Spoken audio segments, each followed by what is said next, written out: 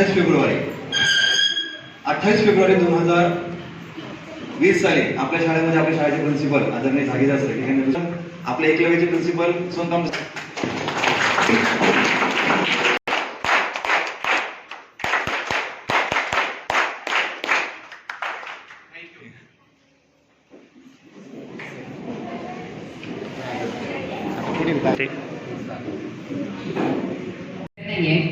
मलाही असंच बोलायचं होतं. विदाउट प्रिपरेशन खरं पाहायला गेलं ना तर ह्या मुलांनी इतकं शोधतात, कुठेतरी जाऊन किनारा शोधतात.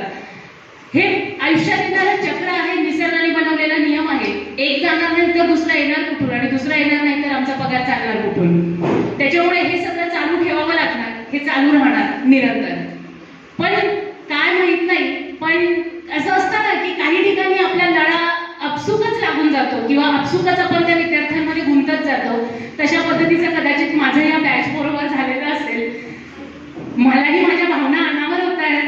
यांना सोडणं किंवा हे वर्गात नाही ही आज कल्पनाच मी करू शकत नाहीये. मला समोर दिसले नाही किंवा त्यांच्या समोर मी नाही किंवा माझ्या समोर ही मुलं नाहीये, हे पचवायला मला बराच वेळ लागणार आहे. मी यातनं लवकर बाहेर येणार नाही. पण खरोखरच ते एक बॉन्डिंगच वेगळं होतं. आणि अजूनही असंच वाटतंय की यांना भरारी तर घेऊ द्यावी लागणार, कारण जर हे उठलेच नाही तर आपलं माहित नाही, प्रत्येक विद्यार्थ्याचा एक वेगळा असा गुंग झालेले आहे. खरंच किती अविस्मरणीय होता प्रवास. याची मूर्ती शाळेत माझ्यासारख्या मातीच्या गोळ्याचे आगमन झाले. या मातीच्या गोळ्याला कधी प्रेमाचा स्पर्श देऊन तर सुलाखून एका मूर्तीचे रूप दिले ते येथील शिक्षकांनी. माझ्या गुरुजनांनी फक्त अभ्यासातील विषयांशीच माझी मैत्री जमवली नाही तर जगात कसे विषयी एक छोटीशी कविता सांगणार. मातीच्या लहान गोळ्याला सुंदर आकार दिला तुम्ही, मातीच्या लहान गोळ्याला सुंदर आकार दिला तुम्ही. निस्तेज अशा ताऱ्यांना स्वच्छ प्रकाश दिला तुम्ही, निस्तेज अशा ताऱ्यांना स्वच्छ प्रकाश दिला तुम्ही. हाताला धरून अक्षरे गिरवायला शिकवले तुम्ही, हाताला धरून अक्षरे गिरवायला शिकवले तुम्ही. पंखात नव्हते बळ, उडण्याचे धाडस दिले तुम्ही, उडण्याचे धाडस दिले तुम्ही. कधी रागीट नजर, कधी कौतुक केले तुम्ही, कधी समजूत मॅडमने मला सांभाळायला. मग दुसरी अर्धा वर्ष मॅडम होत्या, अर्धा वर्ष ना तिसरी असं शिकवत नाही.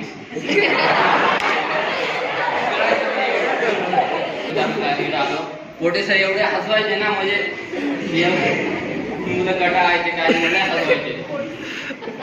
अजून सायन्स मॅडम पण म्हणजे पुरा प्रॅक्टिस. नायर मॅडम पण माझ्या हिस्ट्री काय लय शिकवायचे आम्हाला.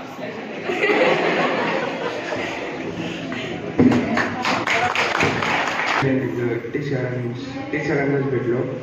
तिथून पुढे वर्गातल्या वर्गात ओळख होऊन गेली.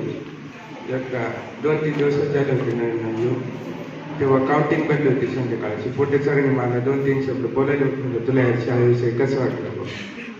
तर तेव्हा काय उमजत नसतं, 2-3 दिवसच झाले होते. तर काय बोलावं काही समजत नसतं. तर मागच्या वर्षी शिकायची मुलं मला सांगायचं, हातवारे करून बा असं बोल तसं बोल. नंतर सोनवणे सर काय 5-10 दिवस दिसले नाही. सांगायचं बघ इथं एक अधीक्षक सर म्हणून लय डेंजर लय मारतो. चेहरा कधी बघेल नव्हता. तर मला काही नाही बॉसच कोणाचे तरी पालक. नंतर नाही मग मुलं तिकडून सांगायला लागले बस सोनवणे सर, काय घाबरून गेलो. म्हणता का भाऊ काय करता आता. पण काय हा जरी फक्त सांगायला अभ्यास करायचा, तुझ्यासोबत दुसऱ्यांना पण घेऊन तुझ्यासोबत दुसऱ्यांना पण अभ्यास करायला बसवायचं.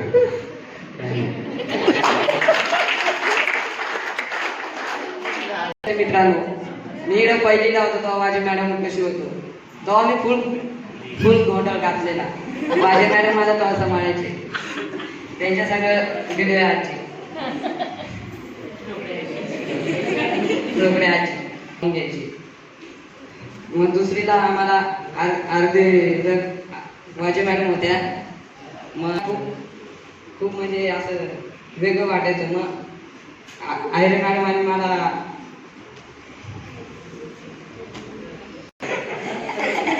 थोडं सांगितलेलं, त्याच्यानंतर मला समजवलेलं मॅडमांनी. तो अजून मला काहीच कळत नसतं. मग आता मी थोडासा अभ्यासाला लागेल.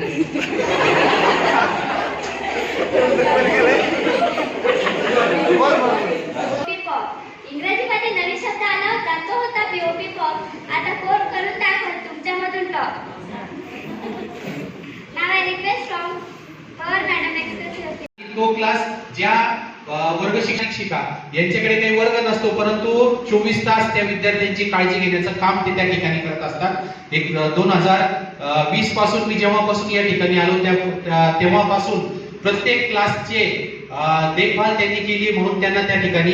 आणि घाई गडबडीमध्ये तुम्हाला तर माहिती आहे, सकाळची शाळा असते, आपल्याला किती घाई गडबड असते. मी 3 ट्रॉफीज तशीच घरी विसरून आलेलो आहे.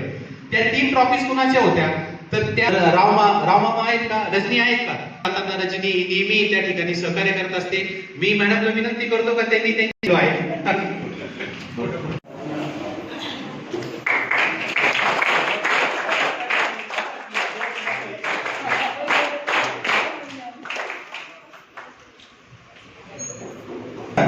त्यांनी मॅडम सन्मान करावा. जाधव मॅडम यांना चूक अशी झालेली आहे.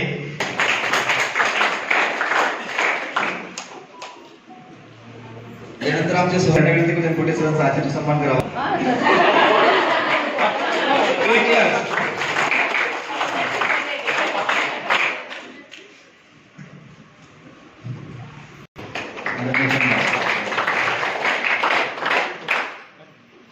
त्यानंतर 22-23 ला वर्ग शिक्षक होते पवार मॅडम.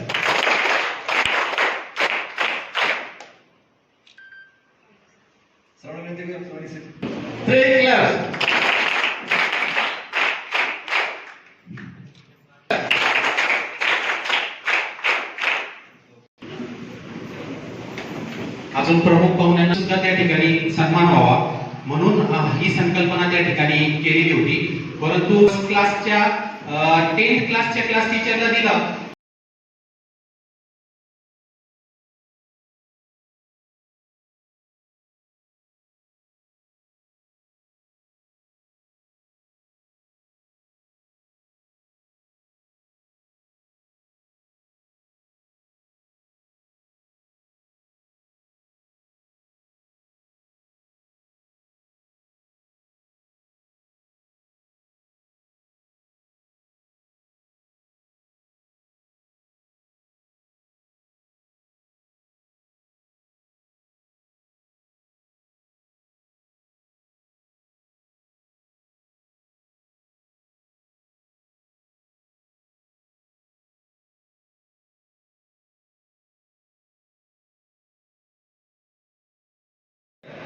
त्याचं तुम्हाला हा टप्पा सोडून पुढच्या पायरीवर पाय टाकायचा आहे.